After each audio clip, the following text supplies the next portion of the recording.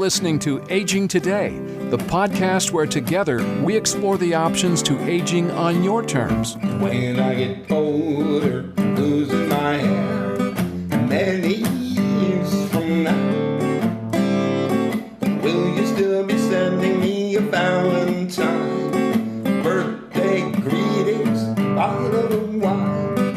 If I've been out till 2:45, would you lock the door? Will you still need me? Will you still feed me when I'm 64? And now the podcast where together we discuss proactive aging on your terms, connecting to the professional advice of our special guests while creating better days throughout the aging process. Now here's your host, Mark Turnbull. And welcome back to all of our listening audience to Aging Today. We are the podcast where together we explore the many options to aging on your terms.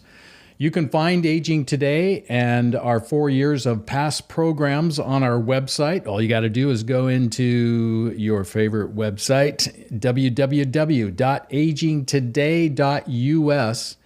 And then you can also follow us on any of your favorite podcasts out there in many, many channels, such as Spotify, Pandora, Apple Podcast, iHeart, Spreaker, and many, many others.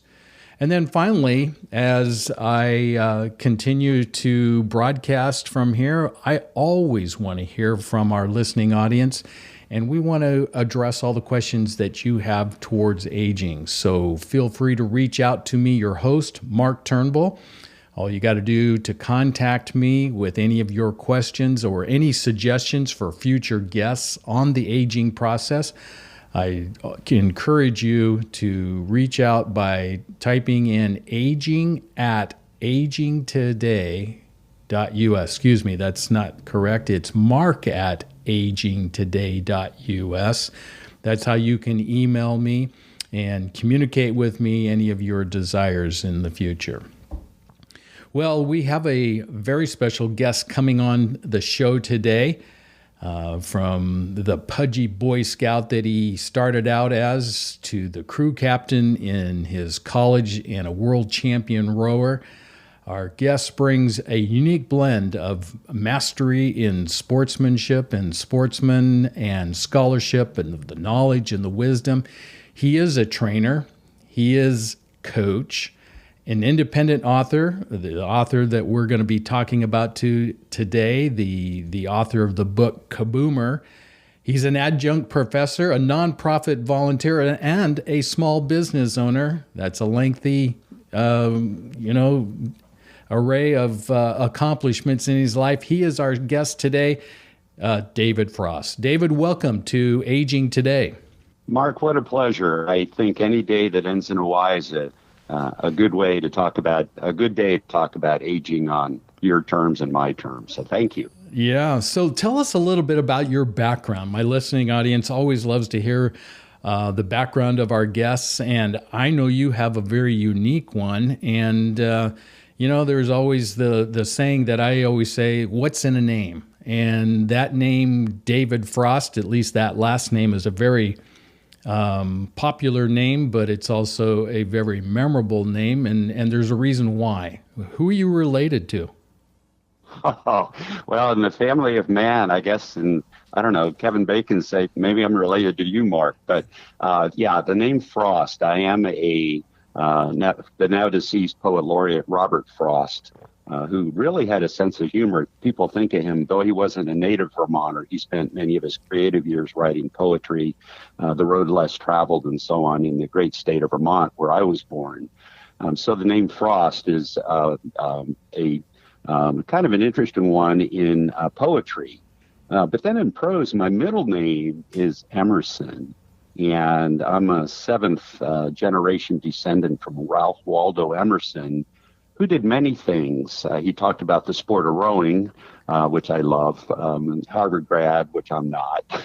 But he talked about felicities of age, Mark, which we might want to revisit in a bit. Some of those things when we get past the tough 40s and 50s decades to the age when we're really supposed to live large and enjoy all that we've done, the knowledge that we've built up and all the relationships and episodes that we've developed. So Emerson, direct descendant from Ralph Waldo Emerson, the last name Frost. Good Vermont. Well, the good name, there's many Frosts in the phone book. I'm just one of them. First name, my folks said they picked the word David. They always pick biblical names for their 7 kids. I was the second of 7. So David, I was the first boy. So David was the middle name of Dwight David Eisenhower, the great president during a period when many baby boomers like me were born. So long-winded answer to the 3 parts of my name. All right. Well, what's in a name? And there's a lot to that. And I totally agree with that. And there's a legacy that has been passed on from the generations all the way back, 200 years ago. When were they living? Robert Frost and Waldo. Yes, Robert Frost died at about 90, about the age of your folks and my folks before they passed. But he passed probably, I think he was at Kennedy's. Yeah, he gave one of his poems at John F. Kennedy's inauguration in 61. So I think he didn't make it to 1970. But about 180 years before that, Ralph Waldo Emerson, his father owned the property where Concord Bridge happened on that great Patriots Day in April of 1775. And I kind of joke that there are 2 Brits buried on Emerson property in Concord, Massachusetts. But the son of that Reverend Emerson, Ralph Waldo Emerson, was an educator, a thoughtful person. And he's the gent that did the Felicities of Age in his speech to Harvard in 1863, I believe. So Dr. Google can prove or disprove that, but I think that's pretty close. Civil War years. So, yeah, it goes back a ways. Yeah. But, yeah, sounds great. Well, anyhow, we're going to be talking about your book, Kaboomer, and it's Thriving and Striving into Your 90's. That's the subtitle. And I love one of the comments that you made in the book is we have to get older. We don't have to get old. Talk a little bit about that. Yes, and that may have been George Burns. I would have loved to have claimed original ownership of that. But if it was George Burns or someone like him, that I think he had something to add. Humor was a big part of his livelihood. He was a centenarian before he went to the pearly gates. Some say he shouldn't have smoked. Maybe would have made it to 102 instead of 101. But certainly humor was a big part of it. Yeah. And what we've learned, and this book, Kaboomer, my experiential almanac, if you will, of the lessons I've learned and the research I've done in Kaboomer, I kind of call it science-backed yet sweat-based. And you could also add humor-based, because humor is such a marvelous, like hugging. Hugging and humor are 2 of the things that many folks that live long and live well capitalize on and use them as enablers. Maybe there's some dour people that do make it to old age, but even if they do, I think it'd be a lot more fun to enjoy those felicities instead of being moody all the time. So, yeah, that quote, we have to get older, that kind of is a first principle of a lot of the themes that I write about in Kaboomer. And we know that we're both nature and nurture developed. We are today what our parents and forebears gave us, but that's okay until delivery. And then after delivery, a big part of who we become is our experiences, our habits, our both successful and unsuccessful, but hopefully we can talk more about successful habits to live longer and live better. And a big theme, and I think it's implicit in George Burns, you have to get older, you don't have to get old, is being kid-like. In fact, some of the longevity tests, very easy checks, well, the checks are easy, they may not be for some people to execute, but such as we used to in Girl Scout camp or Boy Scout camp, used to get up from the ground without using our hands. You sit cross-legged and stand up. Well, that is one of the great tests of longevity. Another one, standing on one leg with your eyes closed. and having kids make faces at you, or whatever. Yeah. But that's another one. How long can you prove your stability and that fancy word proprioception, your spatial awareness, to help you keep from falling, which we know is one of the challenges for the types of folks in the demographic that you deal with, and that I serve as a personal trainer and a coach. So being kid-like, I think, is implicit in that statement about we have to get older. We don't have to get old. I mean, the definition of aging, it's a process. I kind of dispute Funk and Wagnalls a little bit, or dictionary.com. I agree that aging is a process, but I argue that we don't have to concede the normal aging. We can do things to slow down the inevitable. And last time I checked, we're all going to pass away someday and have an epitaph. And what do we want our epitaph to read? But we can slow things down by simple yet hard things like motion, like balancing ourselves, like portion control, like following the very successful habits of those that do make it to 100 in zones like Okinawa and Sardinia, the blue zones that Dan Butner wrote about so successfly and so provocatively. Yeah. Simple yet hard things that we can do. Yeah. Can you talk a little bit about those blue zones? Many in our listening audience may not know what those are. Okay, absolutely. Dan Butner, Buettner. I believe he's married to a Hollywood celebrity whose name escapes me. But anyway, Dan and a team went to certain zones where longevity is notable. And they're quite interesting. One is Loma Linda, California, in the Inland Empire, where Seventh-day Adventists live. Mm-hmm. And those folks are very social. They're multi-generational. I don't think they drink. I don't know a whole lot about the Seventh-day Adventists other than one of our wonderful neighbors is one, and he's doing very well mm-hmm. into his upper 80s and still mobile and so on. But so Loma Linda is one, and again, those are some of the themes. I believe there's 7 themes of people that live to 100. Multi-generational activities of daily life. You don't have to be an ultra marathoner or a bungee jumper to live long and live well. You have to move. A plant-based diet primarily, some protein, and yet big on healthy fats like virgin olive oil and things like that. Portion control is a big one. But another one is the social aspect of not being loners. And another one is spending time on the ground. And the Okinawans, so let's go through the zones. So Okinawa in the Pacific Theater, in the Mediterranean diet, yes, a lifestyle diet does help people age better. Mm-hmm. Humor is a big part of it. Multi-generational, where your kids love you and your peers love you, or at least talk to you. Mm-hmm. Activities of daily life, walking, gardening, things like that. You don't have to be, again, an ultramarathoner or Olympic weightlifter to keep moving, to keep the joints lubricated. So the blue zones, I don't know if Butner invented that term or where it came from, but the blue zones imply these small number of areas where there's a statistically significant proportion of people that live to the age of 100. Which is a fast-growing part of our population. Nonagenarians and centenarians are fast-growing. So in these special zones in particular, people appear to be living better to live longer. And that's pretty interesting.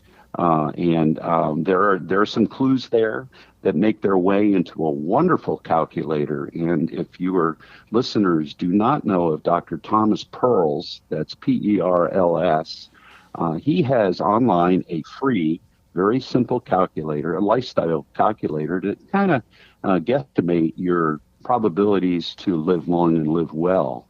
Do you floss your teeth? Do you take a baby aspirin? Do you wear your seatbelt? Duh.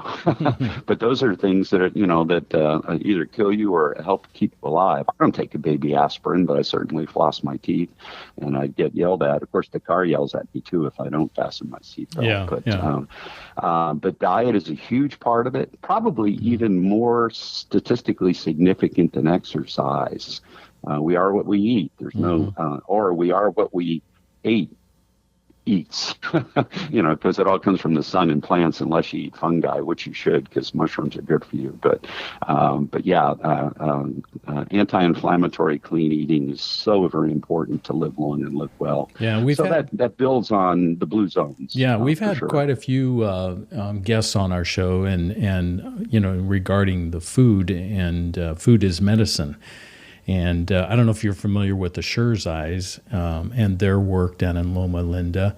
They've been on our show as well. They've written a book regarding Alzheimer's and how plant-based nutrition can play a significant role in reversing the effects of Alzheimer's. So we're totally in exactly what you're talking about, and it's interesting, around the world with these blue zones that you're talking about, there's some similarities, lifestyle similarities that contribute to longevity. Absolutely, and I believe that they're totally science-backed and credible. Mm-hmm. And I believe, hopefully, in my writings that are research-based, those what I put in print is credible, reliable, authoritative, accurate, published, and current, because things are changing in this field of successful aging, anti-aging, longevity. Your parents and my parents probably knew, if they weren't ones that got the gold watch and were expected to retire and sit on the sofa and watch Happy Days. Hopefully that's changed. We know so many things now, relatively new, proven studies that say you can continue to build strength into your 80s. Now, It doesn't happen magically, no matter what Madison Avenue says. You don't lose weight or build strength magically. You have to do the work, as Tom Hanks would say. Yet it is possible. And two S words, Mark, that I hope your audience is aware of. And one makes me shudder. And I think if people realized what sarcopenia meant, a loss of flesh, which really means loss of skeletal muscle, they would move stuff. Because not only is food good medicine, but also moving stuff, pushing, pulling, whether it's grandkids or heavy bags of groceries or, doing heavy yard work. Those are things that help you live successfully, thriving. You need muscle mass because we are mobile and we have to bend joints to move. Mm-hmm. And if we lose muscle, those joints don't move as well. And that's really sad. So that's sarcopenia. That's one S that I hope your listeners, sarcopenia, loss of flesh in the Latin. And the other is senescence. And that's got a lot of S's and a couple of E's. But senescence, believe it or not, comes from the same root, the same Romantic language root as senile and senate, which gives me pause to think sometimes. But senescence, we hear of zombie cells, and we hear of the importance of perhaps of intermittent fasting, like our forebears did, to help stimulate regrowth. Isn't it amazing that our blood cells, our blood regenerates itself about every calendar quarter? And that's a good thing. Mm-hmm. So the big word autophagy is to offset senescence, which is your cells don't necessarily die. They just kind of hang around and clog the pipes and make you not zombie-like, but make you less vital than you used to be. And if we don't actively offset senescence, we're going to be, brain fog. We're going to possibly have higher incidences of bad things like strokes and dementia-related diseases, such as you mentioned for the Alzheimer's. So, both food is medicine, but motion is medicine, and moving heavy stuff is super good medicine, are just awesome ways to thrive and strive. We're going to be dead for a long time, so let's make these next year's our best years. Yeah, the best years. So. And I think one of those four-letter words, even though it's not four letters, is the word that I just have a very difficult time understanding why people retire. And what are you retiring to? Now I totally get it. If you retire from, your work related where you're, gathering an income from, but then you should be not sitting on the couch. And a lot of the things that you were just talking to about movement is so vital. And we can't just retire to the couch and watch, the ball games all day long. The body wasn't designed that way. Oh, how true that is. And how many people die, or how many people are dying, as soon as they retire, 6 months later, they're dead. It is a very compelling statistic, and I know that naval retirees, I believe that to be statistically significant, because purpose, mastery and purpose kind of go away unless you find something new to master and new purpose in your lives. There's a reason why I call them Medicare years. I'm a Medicare person, so thank you to all your listeners who are contributing to my healthcare. Socialized medicine. But these are the encore years. These are, again, these years to enjoy the felicities of age and do volunteer work and spoil the grandkids and move. And that third act, Shakespeare always had great third acts. Of course, his first and second acts were pretty good. But those climaxes, those encore years were certainly memorable. And boy, couldn't we all be a little like Shakespeare to have that great climax? So, some folks are blessed to be able to step away from income earning, and yet there's so many professions that you could pursue in your encore years, whether it's volunteering for kids in the school system, and hopefully we can get the kids back to face-to-face schooling without masks pretty soon safely. But there's so many worthy endeavors that just don't have to be income related, that hopefully folks can find that new purpose and master what they choose to be their encore years goal. Yeah. The other thing that was kind of interesting as I was introducing you to our listening audience, and I gave that litany of accomplishments that you have, done in your life. Adjunct professor, author, nonprofit volunteer, small business owner, on and on, athlete, and on it goes. And what struck me is that I think there's a correlation between longevity and quality of life with the diversity of our lives, and talk a little bit about that and what that's meant to you, because I think there's a strong correlation there. I agree, Mark, and there are many studies that say, and to back up, and we'll keep peeling the onion back until you run out of time, but we agreed that food was good medicine, and motion was medicine, and resistance or strength training was awesome medicine. So we can keep peeling that back, but it's very important to have changes and challenges for our gray matter. Our hippocampi, those, I believe that's Latin for shrimp shaped, but those deep brain things where memory and spatial recognition, studies about neuroplasticity, in other words, the folks here in San Diego at the Salk Institute have shown that, at least in mice and in some mammals, exercise really promotes stimulate the brain and growth. I mean, that's a 20-year-old study. For eons, people thought that the brain cells you were born with were the brain cells you died with, and apparently that is not the case with exercise. And, oh, by the way, the right type of exercise for the brain, it tends to be more cardiovascular, the stamina exercises, brisk walking.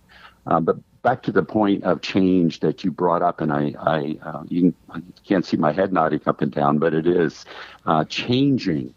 Don't always walk the same route. Pick a hill, pick a new endeavor, find a new way to challenge all facets of the brain, your executive brain as well as your deep brain. So how you actively engage in exercise and motion and daily activities is important. If you do the same old thing every day, there's some thoughts you actually regress. It's better, or if not regression, it's better than doing nothing, but it's not as good as changing the workout and changing the experiences. And, maybe walking barefoot in the grass instead of putting on your walking shoes and walking on the asphalt. Little changes like that really stimulate and lead, hopefully, to what I call mind-body alignment. So, every day should be a little bit of difference. I mean, every day is a blessing to get up, put your feet on the ground, check your resting heart rate, and say, what am I going to accomplish today, and how can I leave the world a better place one day? But variety is a big part of it. So I've been blessed to go around a lot of blocks a lot of times in my various chapters. But to me, it's like, every day is different. Just got back from we missed it last year, but our Masters National Regatta for rowers. We were in Eastern Tennessee and last week and got out before the terrible rains hit Eastern Tennessee. But I met some new friends and raced hard, and it was just a great experience. Out in a beautiful summer day on Milton Lake near Oak Ridge, Tennessee. What an experience. And life really is full of experiences and episodes. And the more you have of them, it's my argument, my null hypothesis, the more you have, the more full your life's going to be. And, oh, by the way, as you and I both implied, not only is your life fuller, but it could be longer. I believe that. Yeah. And I think the key there, too, is that a lot of people, why they're not exercising, why they're not moving, why they're not, changing and, keeping that vitality of life and experiencing new things and stimulating the mind, stimulating the body. What have you put any thought into why that is? Why are we so lazy? Or maybe that's not even the right word. What is it that, forces us or causes us to, after retirement, that so-called retirement word, and to sit on the couch? If I could use a used car metaphor, perhaps that's one way to look at it. I'm a simple guy, so maybe a simple first principle will work. We're not a shiny new Tesla with all the autopilot and things working. We have some age and some miles on us. And sometimes I joke it's not the age, it's the age and the miles. But we do have kinks. We do have chinks in our armor. We do get aches and pains. We do have these features, the physiological features like senescence and sarcopenia, that if we don't fight them, they win. And they win on their terms. And your theme is we want to actively change that equation to have things more on our terms.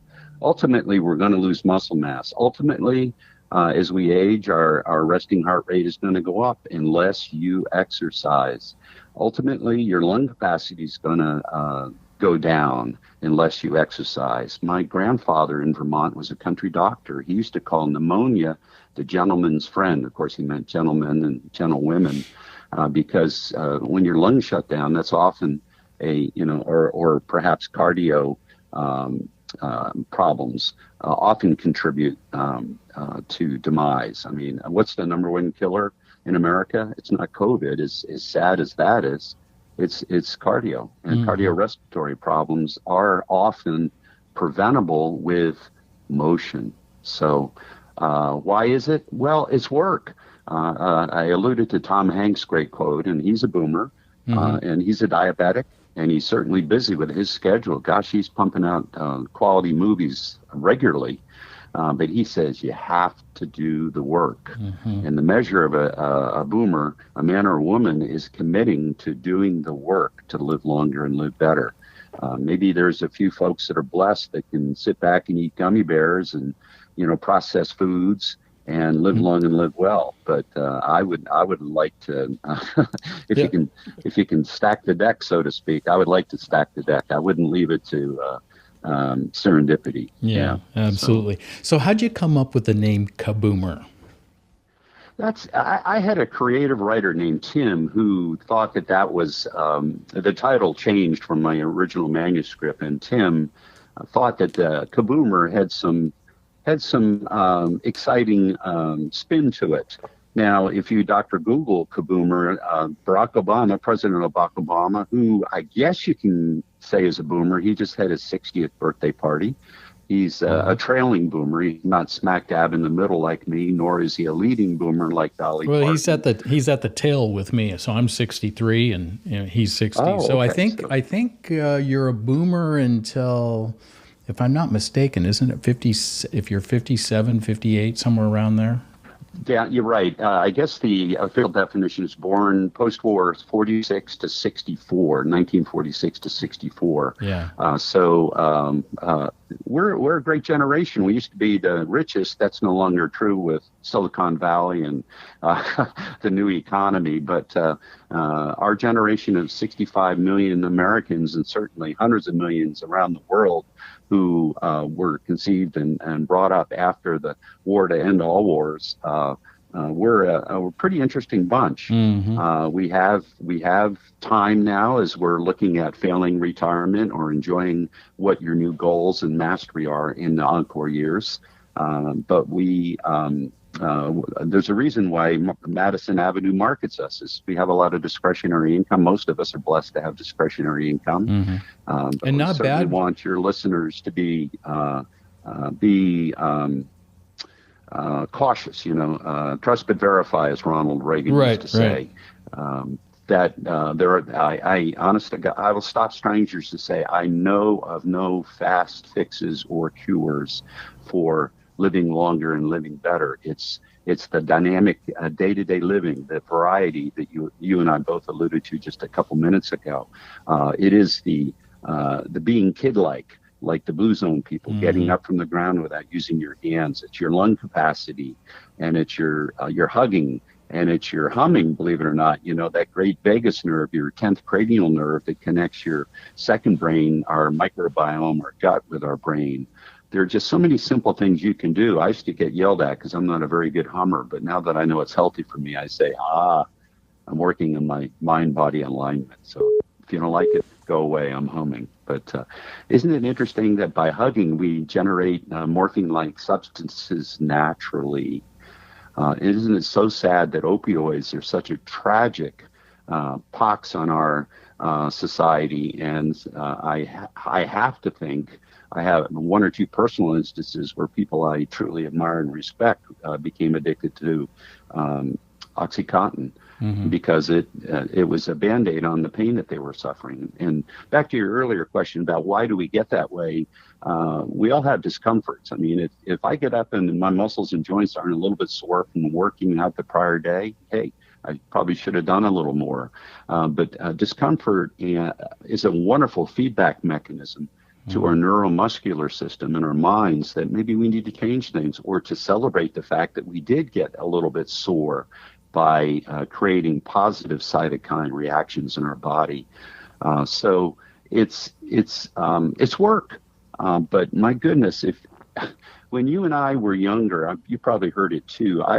People asked me when I was a distance runner, even though I'm kind of a Clydesdale by build, why are you running? The studies say that you may gain 2 years more of your life, but you've probably invested 2 years total time exercising. And I said, well, that sounds better than a wash to me. The years I have left should be better years. I should sleep better. I should eat better. I should have more vitality. Should have a bigger smile on my face. So that was years ago, 30 years ago, when they said, you might get 2 extra years from moderate to hard exercise. Now studies are decade or more, and we're still learning. And the fact that you can build strength and possibly fiber into your skeletal muscle fiber into your mid-80s for men. These are limited studies, but I believe them to be true. It's harder because we're not the same as we were. We are damaged goods. We need that tune-up. We're not the new Tesla. And yet we still can do it if we don't concede, if we fight the good fight and enjoy it and mix it up, add variety. It's all great. And I look forward to it. I joke, Mark, and I don't know if this helps. You're approaching that mandatory age, aren't you, where Medicare becomes a fix? I mean, you can't avoid it, right? Right. So in a couple of years, you're there, and President Obama, well, he may be in a different situation. But, the Medicare age folks, it's the time to, and I'm so pleased, I sense, and this is personal, this isn't a broad horizontal study or anything like that, I sense that more physicians are focusing on preventative care than on, Band-Aids and opioids and painkillers and stuff. You're listening to Aging Today with Mark Turnbull. and his guest, David Frost, author of the book Kaboomer, Thriving and Striving into Your 90s. We'll pause here for a moment and have more for you in a couple of minutes. Sometimes I'd like to smack old age right in the kisser. Oh yeah, still got those moves. I will be fabulous. Comfort Care can help with as much or as little home care as you need. From medication reminders and meal prep to everyday chores and errands. Let us create your personalized care plan and find the perfect caregiver match so you can live your best life possible. Call Comfort Care at 503-636-0417. A Did You Know moment from Comfort Care Home Care of West Lynn. Did you know that the happiest people in retirement share 4 traits in common? First, the spirit of an entrepreneur. Happy retirees often work part-time as consultants, writers, teachers, board members, inventors, artists, and speakers. The most successful realize that age is nothing more than a number. It's worth remembering that Colonel Sanders was well over 60 when he made it big with Kentucky Fried Chicken. Second, an ability to find joy in working.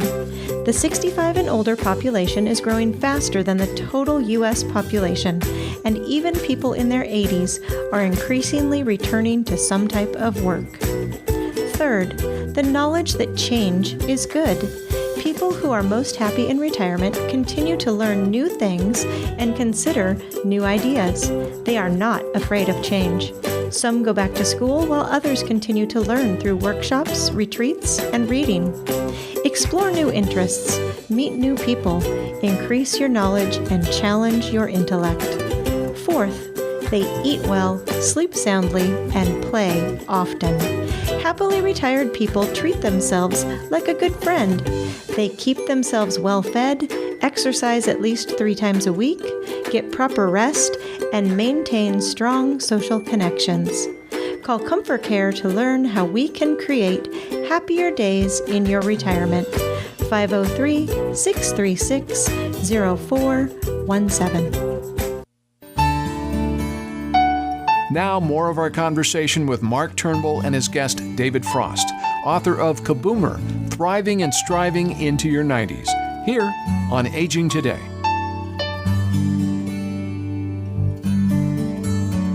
I'm very lucky. I admit it. I'm very, very lucky. But I take 0 prescription things. Mm-hmm. 0. I'm the same way. Dermatologist gives me a cream for sun damage because I live in Southern California and my heritage is Northern European, so sun damage is one of the things that I have to be aware of. Mm-hmm. But that is a blessing, and I get it.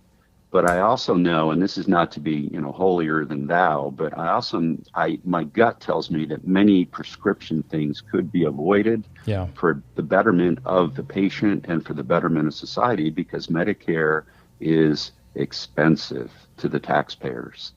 And that bothers me because, your kiddos, my kiddos, I want them to save for their own futures, not invest in my palliative care with prescription drugs.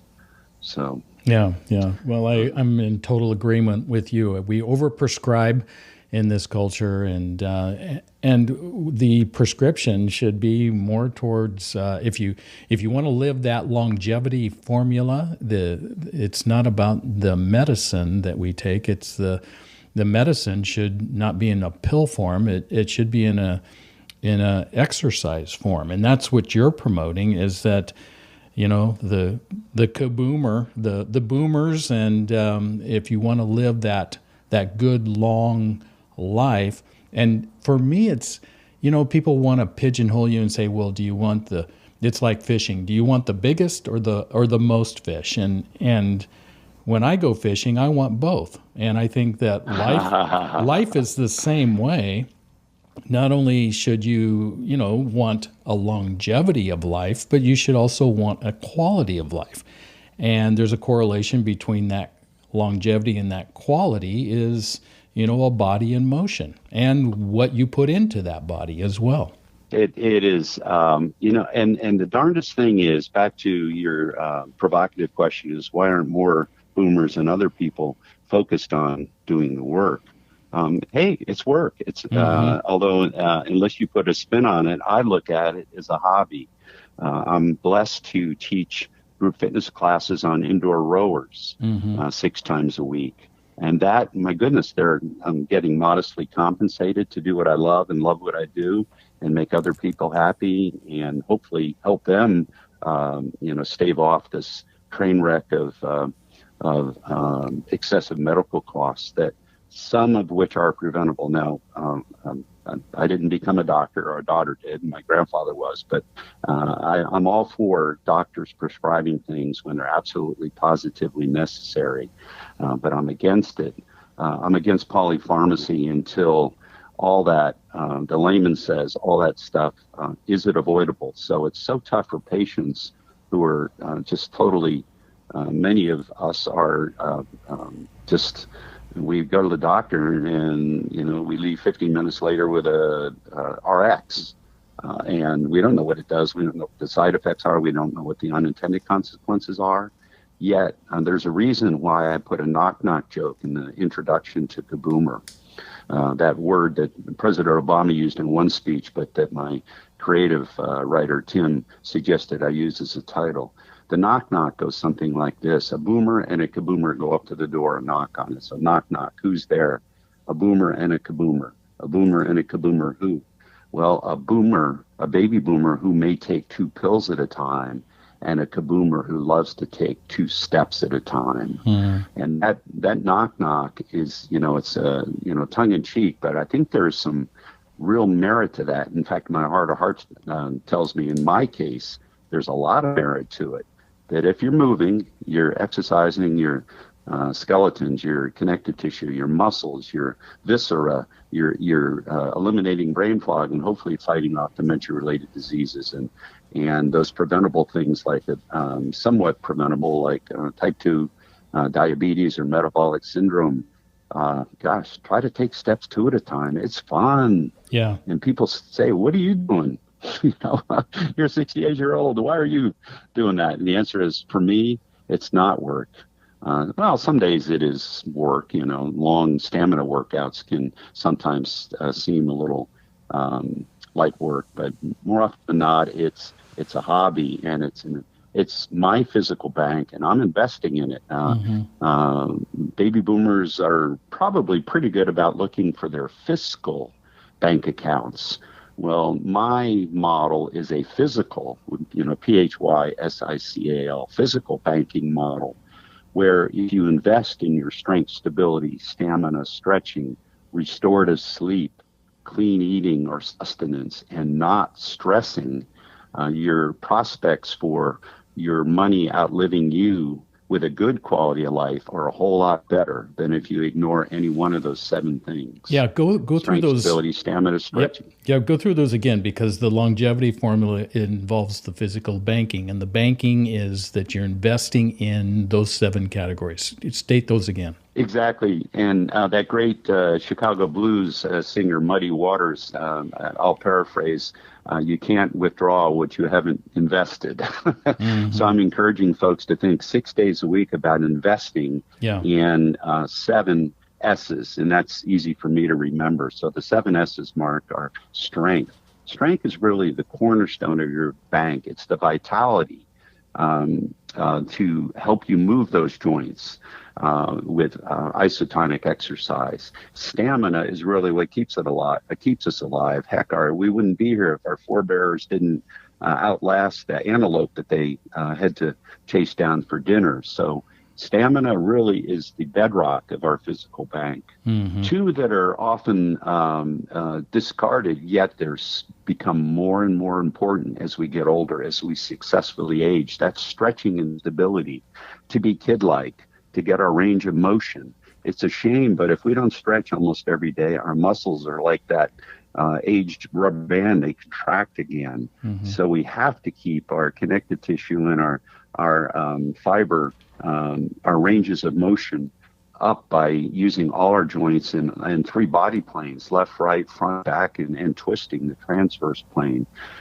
So that's stretching stability. On the stretching, On the stretching side, David, are you a promoter of yoga? Oh, my you goodness, for two reasons. Yeah, practicing yoga. Yes. I didn't know that I was doing yoga until I blew out my back and did cobras and downward dogs to try to alleviate my L5S1 problem area, which was kind of my Phoenix-like event that got me into personal training and being really convinced I can do a better job to thrive and strive. But yes, I am a huge fan of the mindful breathing, of the focus on the alignment between mind and body, getting the body to move in those three dimensions with the wonderful asanas. I don't know Sanskrit. I would, if you gave me 10 asanas, I'd mispronounce 10 of them. But the happy baby is wonderful. The pigeon pose is outstanding for the hip flexors, which are so important to keep limber for folks our age. The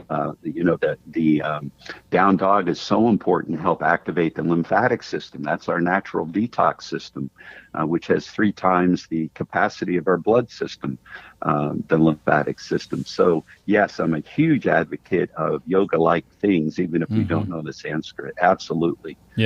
Huge for, and the breathing. You can never underestimate the importance of mindful breathing. There's a reason why special warriors like the Navy SEALs. Explain that breathing, because I think that a lot of our listening audience that isn't a practitioner of yoga and understanding the breathing, they think that that's voodoo stuff that's way out there. Once you start that practice, it is a life changer.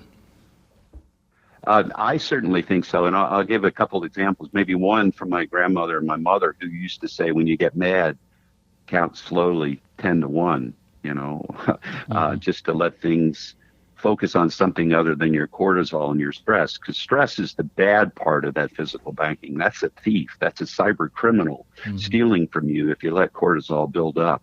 So mindful breathing is a marvelous way to offset cortisol with happy hormones and hugging and things like that. But if you ever want to invest 64 seconds in proof that mindful breathing works for almost everyone, it certainly does for me. Let's say I wake up and my resting heart rate is high, either because I'm dehydrated, I'm sick, or I trained too hard the prior day. If I deeply inhale with my stomach, using my diaphragm, not shallow chest breathing, if I inhale deeply for 4 seconds, hold for 4 seconds, slowly exhale through the pursed lips for 4 seconds, and then hold for 4 seconds without breathing again. You do that 4 times, 64 seconds. I would pay anybody a nickel if their blood pressure didn't relax and if their heart rate didn't lower. So there's a reason why Navy SEALs practice breathing, is to focus in stressful situations. If it works for special warriors, and because my mother told me to breathe deeply and count to 10, if you have 64 seconds, I bet you could do a self-proof that deep mindful breathing will help you lower stress and get your basic rates of blood pressure and heart rate back to a good level. Yeah.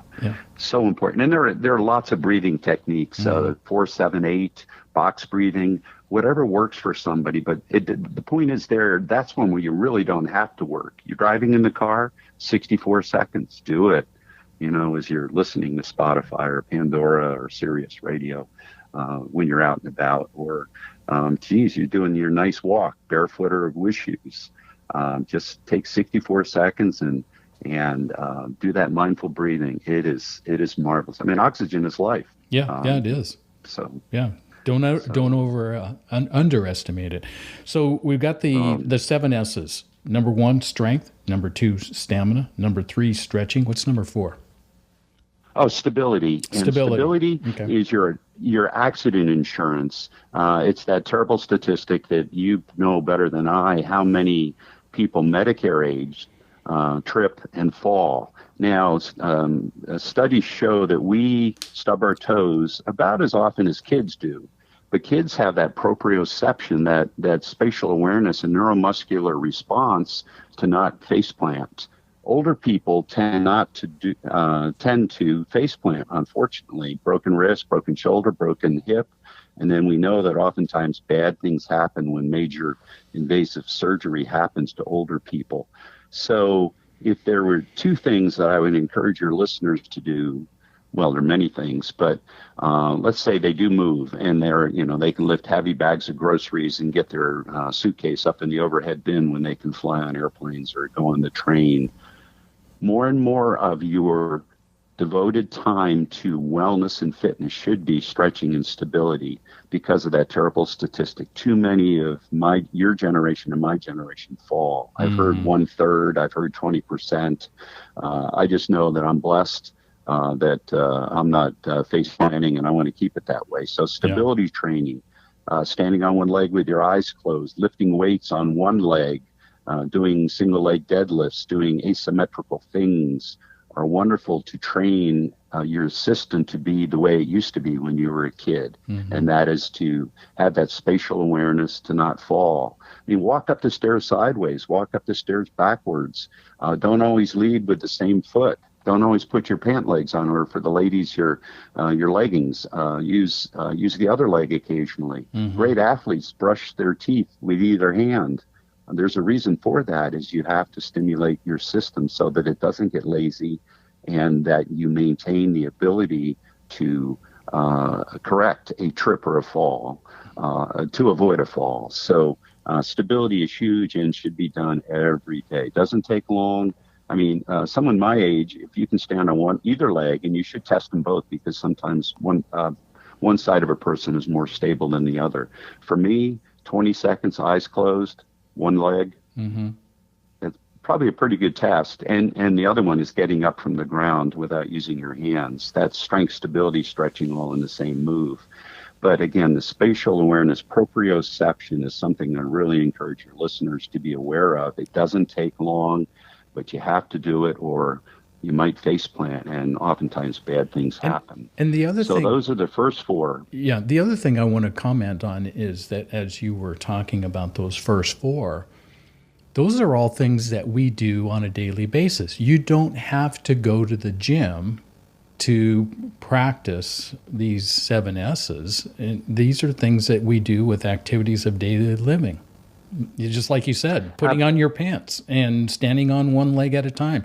And and getting those habits of mixing it up, as you rightly brought up some time ago here in our chat, is that not doing the same thing all the time.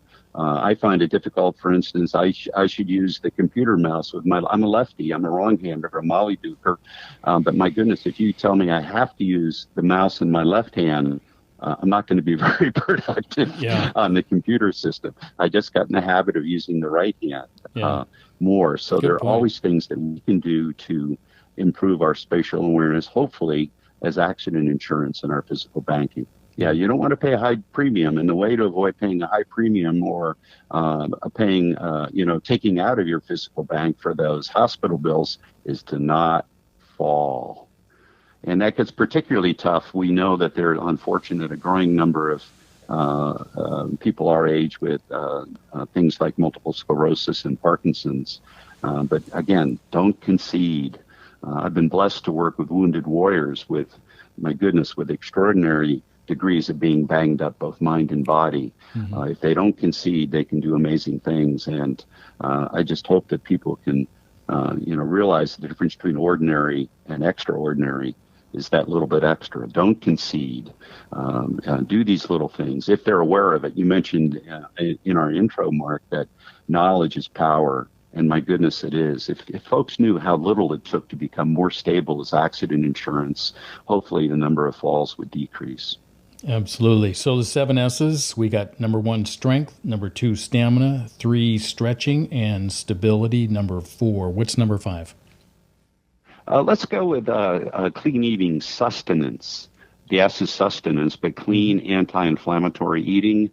There are some, I believe to be credible studies that show that 20% of the major diseases, the costly diseases, some of the cancers, metabolic syndrome, type 2 diabetes, with careful diet, honoring our microbiome, our gut, those trillions of bacteria and fungi in our gut. If that garden of ours grows successfully, we can offset. If we do that plant-based diet with all those wonderful phytonutrients, all the micronutrients that help us thrive and strive, it really isn't that hard. And of course, what is hard sometimes is to do it naturally. It may cost a little more to go to a specialty market or a farmer's market than it does to just buy frozen, man-made things. Remember that, or if folks don't remember what Jack LaLanne mentioned before he passed at the age of 96, he said, if man processed it, don't eat it. Yeah. He wanted single source. He wanted you to go, truly farm to mouth. So I believe there's a lot of merit to that. And I don't advocate that people become obsessive about looking at contents on boxes and things. But sometimes I go to Trader Joe's and get convenience food because I train at night and I'm busy and so on. But boy, if I see total fat and all the components of total fat don't add up to total fat, I know that that's mystery. And I don't like that, because generally when they don't put something on the food label, that's a bad thing, right? So I do encourage folks to be aware of what's on a food label. If you not do like Jack LaLanne said, if you do get something that's in frozen or on a shelf, please just peek at the ratio of protein to carbs and look at the total fat and see if all the fat grams are accounted for. And look for sodium. Sodium's crucial to life, but too much is not a good thing. Things like that. But additives are not necessarily good. In fact, they're often not good. They're good for Madison Avenue and good for the makers of processed food, but they're not good for us. So going natural is really important. When you eat and how you eat is really important. One of the Blue Zone lessons for longevity is pushing away from the table before you finish your plate. My sainted mother said, clean your plate. There are people starving in India. Yeah. Well, my mom didn't make it to 100, and I remember what Mom said, but now Dan Butner and his research team says that in Okinawa there's a special word for pushing away, leaving without feeling satiated or full. And I do believe, again, simple guy, eat breakfast like a king unless you're fasting, which we could talk about. Eat lunch like a prince or a princess, and dinner like a pauper. So we don't want to be satiated and have a nightcap late in the evening. Your sleep quality, which gets to number 6, sleep. But when you eat and how you eat is really important. The whole subject of fasting is a lifestyle. That was our forebears. That helps with autophagy. That helps with brain fog. There are many reasons to occasionally go without, for a period of like 14 hours. It's really not that hard if your lifestyle supports eat an early dinner and just have black coffee or tea and water until a brunch instead of a wake up scrambled eggs at 6 in the morning. Yeah, absolutely. I had the honor. That's the clean eating. Of spending the weekend with my mom and dad at our beach house in Lincoln City, Oregon, and we couldn't find a reservation. And they normally eat around 7 o'clock and in the evening, and that's just their habit. They're 91 years old, and so we couldn't get a reservation, but we finally got a reservation at a restaurant called The Side Door. It's one of our favorites there. So if you ever visit Lincoln City, highly recommend it. And we didn't get in there. We got in there at 3:30, and we were done at 6. And my mom and dad go, "Wow, we still have the whole evening, and now our food can digest before they go to bed." And then they usually go to bed around 10, 11 o'clock at night. They're late nighters, and always have been. And I think it was an eye-opener for them that there's another alternative to eating later at night. And the next morning they woke up and they said, we felt really good. Isn't that a wonderful reinforcement of how our bodies work for replenishment, but also restoring and reviving? When you eat or have a nightcap, shame on us, I teach at night sometime. We get done teaching at 10 p.m., from my college teaching of adults. And boy, it's real tempting to have a little nightcap just to relax and, and think about the day. But guess what? You wake up at 3 a.m. with a elevated heart rate, your body is not recovering and restoring. So that does require a little discipline and maybe a little bit of a lifestyle change. But maybe your folks now think, well, those blue hair hours are not all that bad because we do have the whole evening. We do sleep better and we do wake up refreshed. That's how our bodies work. We're biochemistry 101, 201, 301, and 401. And how we eat and when we eat is really, really important. And for your listeners, if you were to ask me, Mark, what books would I recommend? There's one that I say it's an easy read. It's by a gentleman with a name that you can easily remember, Pink, the color pink. Daniel Pink wrote the book When, the science, I won't state the subtitle accurately, but anyway, science-based as to when you should do things. When you work out, if you're a nighthawk or a morning lark, it sounds like your folks are nighthawks. So when they work out and when they eat, helps them on the road to longevity and healthy living and quality of life. If you're a morning lark, well, obviously try to get the workout in, or even bedroom activities. So it's a great read. It's an easy read, and it's When, W-H-E-N, by Daniel Pink. Great reinforcement or a great reminder how and when are interrelated for successful living. Yeah. All right. And you've already alluded to number 6, which is sleep. Talk a little bit about the power of sleep. Yes. Well, there are so many healthy hormones that are generated when, and let me back up.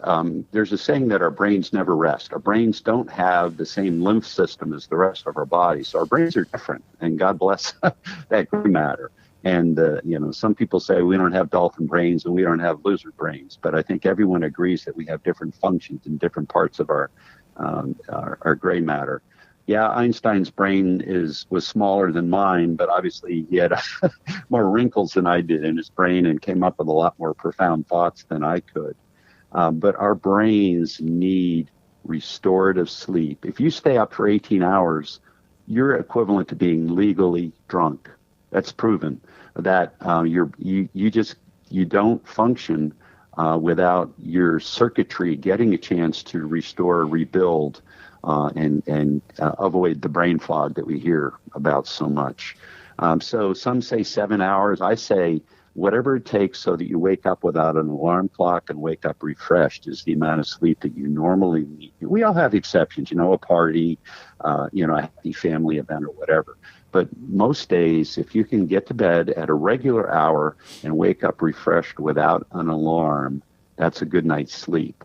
Now, I'm not a big fan of fitness devices and appliances, but I had an interviewer once, Dan Nitro Clark, that asked me, do you wear an Oura ring, O-U-R-A ring? He said, the NBA does. This COVID thing is coming, and that's one way that, because it monitors temperature, it's convenient. It almost looks like jewelry, blah, blah, blah. You might want to check it out. Well, there are many devices that do help monitor the quality and the various dimensions of your sleep. And this particular appliance, this ring I wear on my left forefinger, does that. It tells me how much light sleep I have, how much awake time I have, how much REM I have when the brain dreams, and what it really, the deep sleep really, in my layman's terms, is for my body. The REM sleep is when the brain really gets, it shakes out and comes up with ancient memories and all that stuff. So REM, R-E-M, rapid eye movement phase, is really important. What we want to try to avoid is awake periods from elevated heart rate because you had a nightcap or a late dinner. And you do want, as a rule of thumb, you do want at least 20% of your 7 or 8 hours of sleep to be deep sleep, when your body gets those good hormones flowing to replenish the muscles and get the resting heart rate low and get the heart rate variability up. It's so precious. It's a wonderful, wonderful way to spend up to one third of your adult years. And all the top executives that I'm aware of, whether it's Sir Richard Branson, Jeff Bezos, Bill Gates, they all talked about the restorative power of sleep. Oh, by the way, which is aided by exercise. Unless you exercise too late, and then it's hard to get to sleep because of elevated heart rate. Yeah. But if successful people put importance on sleep, I would too. For me, 6.5 to 7 hours, no alarm clock, I'm good to go. Yeah. So that's about where I'm at as well. What's number 7? Number 7 is the takeaway. So the first 6 that we talked about, Mark, were the things that build up a strong physical bank. If we don't watch it, number 7 is a thief. It's a takeaway. It's made off. Somebody made off with all the investments you made. So stress is the great train robbery of everything you've invested in strength, stability, stamina, stretching, sleep, and sustenance. And cortisol is the most prominent one. We need cortisol if you're in the Northwest out in nature and a bear is chasing you. It's good to have your adrenal glands produce cortisol. You want to be at least faster than the other people around you. That's you don't right. have to be. I just want to be faster than you. You don't have to be faster than the bear, just faster than the people with you. Yeah. But we don't want a chronic drip, drip, drip of cortisol to cause inflammation. Inflammation is one of the reasons we talk about clean eating, and one of the reasons we talk about de-stressing is chronic inflammation can kill, and stress can kill, and whatever it takes. Hey, Dave, you said you're not a big fan of pharmaceuticals. If someone has trouble dealing with stress, I certainly am all ears to encourage that person to do whatever it takes to get both restored to sleep and also deal with the stressors of life. There are many, I get it, and I'm blessed. I don't have a lot of stressors. Some of mine are self-created. I train really hard, a month before a big competition.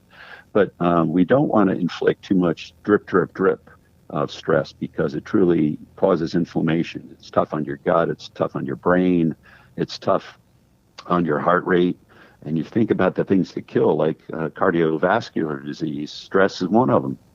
Smoking and drinking are obviously that too. Mm-hmm. But chronic stress of work, of family issues, first responders, folks our age that have 90-something parents like you, that's stressful sometimes. You're blessed, apparently, but there are a lot of folks that it just, my wife went through a 4 or 5 year period with both of my sainted in-laws before they passed, just missing the 100-year mark.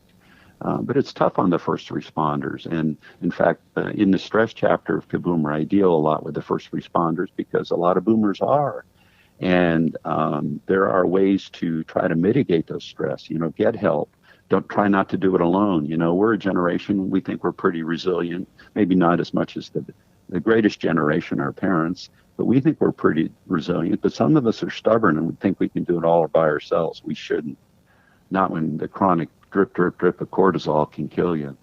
So, number 7, stress, not because stress is the robber of your physical bank. Mm-hmm. And you don't want that. You want cortisol in your adrenal glands to function for life-saving, fight or flight.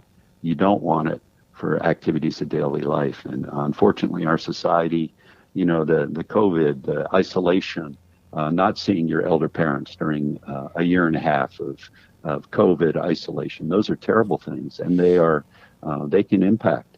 I worry about the kids that didn't get the social interactions from school for a year and a half. But hopefully they'll pull through. Yeah. But stress is number 7. That's the negative. Yeah. The other 6 are positives when you make it a hobby or do the work, depending on how you look at it.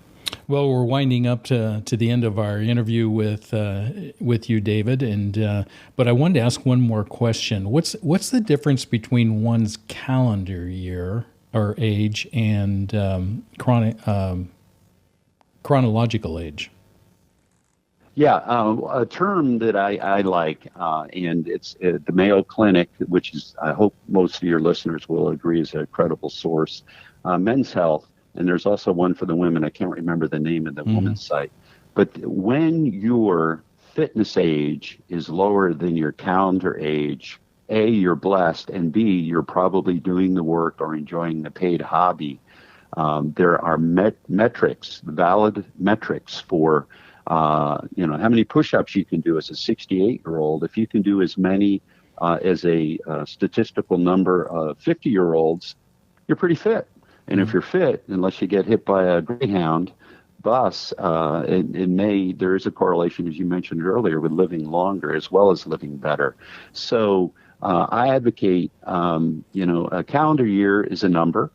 Fitness year is a way of life. And if you're doing that paid hobby, or if you're doing the work to live longer and live better, what you do in rowing, and this is just me, I'm blessed that I can race against younger people and, if not win, do very well against most younger people. That's kind of a feel-good thing, but It's also a measure that you've done the work so that hopefully you will live longer and live better. So yes, there can be a big difference of perhaps 15 or 20 or more years between how many laps around the sun you've taken, calendar years, and how you do with these validated marks of, strength, stability, stamina, stretching. A sit reach, for instance. If you stiffen up as an older person, that's a takeaway for fitness years. How fast you can walk 1.5 miles. If you have a very brisk walking style, you're probably going to live longer because that's science-backed. I love the term fitness years. I mentioned Thomas Pearl's and the Living to 100 calculator, which is available online. But there's also a Norwegian study, which is based on oxygen, how you're able to inhale, absorb, and process oxygen to move. And we know that Norwegians are pretty darn good athletes. I used to say in the Winter Olympics, but then they had those two amazing hurdlers, one man and one woman. The man set the world record. This tiny little Norwegian, boy, could he motor. Yeah. He obviously had pretty good VO2 max, so he's young, but his fitness years are extraordinary when you're a world record holder. Absolutely. So, well, we are running up against the end of the show, and I wanted to share with our listening audience a little bit more about your website and how to get a hold of you, and then how to get a hold of the book, because the book KABOOMER, maybe they've been inspired to want to improve the quality of their lives right now, get off the couch, and get away from retire to fitness. How would they do that? Well, the website is Well Past 40, and I'll spell WELL past PAST 40 FORTY.com.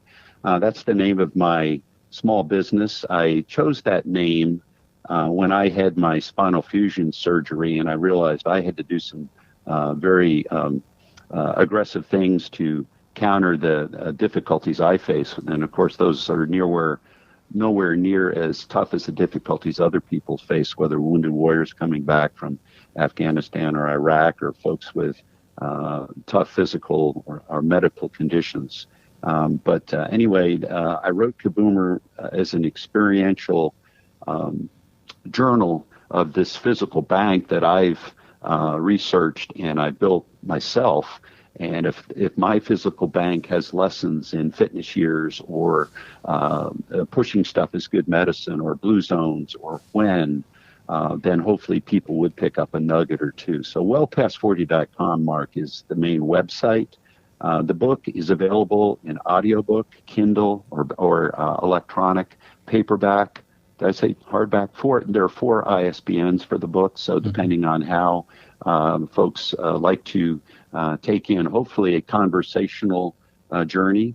If you listen to this voice for 8 hours, that's the audiobook. If any of your listeners are veterans or wounded warriors, if they contact me, Dave at wellpast40.com, and give me and forward their mailing address, I'll be glad to send them a copy for their service. So that's the book. I'm writing a sequel called Strong This Aid because of the focus on resistance training and strength training to add vitality to the years that you have. But anyway, KABOOMER is out. It was released in June of 2020, right in the middle of COVID, which is always an interesting time to release a first book.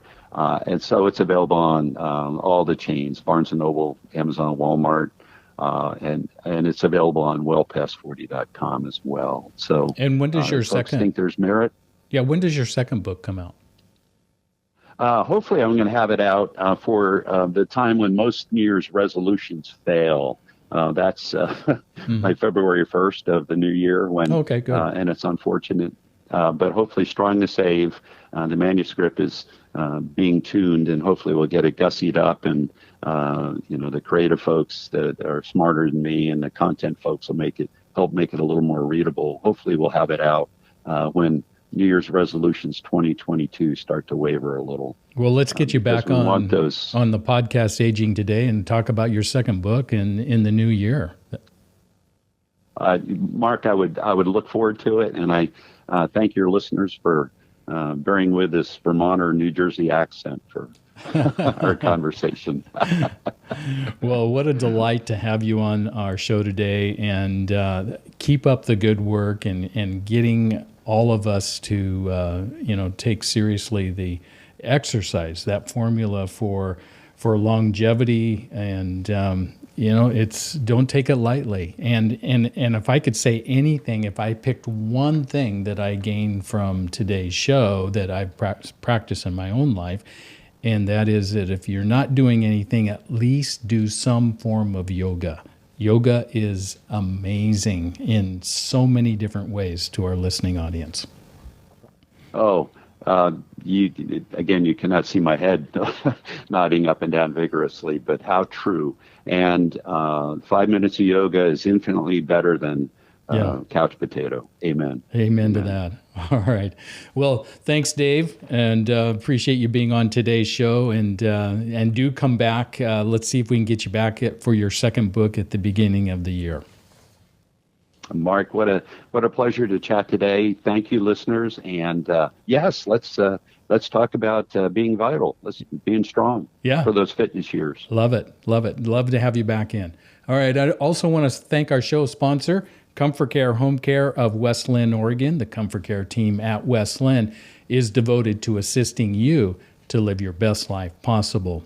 This is Mark Turnbull, your host. Thank you for tuning in to Aging Today, the podcast where together we do explore together the options to aging on your terms. Join us again next week for another lively discussion on Aging Today. And our guest next week will be Candace Smith, and she will be talking about caregiving. Remember, we're all in the process of aging, and as we age, we really are better together. So stay young at heart. You make me feel so young. You make me feel like spring has sprung. And every time I see your face, I'm such a happy individual. The moment that you speak, I want to go play hide and seek. I want to go and bounce the moon just like a toy balloon. Well, you and I are just like a couple of tots running across the meadow, picking up lots of forget-me-nots. So you made me feel so young. You made me feel there are songs to be sung, bells to be rung, and a wonderful fling to be fun. And even when I'm old and gray. You've been listening to Aging Today, where together we explore the options to aging on your terms. Join Mark and his guest next week for another lively discussion on proactively aging on your terms, connecting you to the professional advice of his special guests, with the goal of creating better days throughout the aging process. Your host has been Mark Turnbull. Join Mark and his guests every week on Aging Today, your podcast to exploring your options for aging on your terms. And even when I'm old and gray, you make me feel the way I feel today. 'Cause you make me feel so. You make me feel so. You make me feel so young. So young. You make me feel so young. You make me feel so young.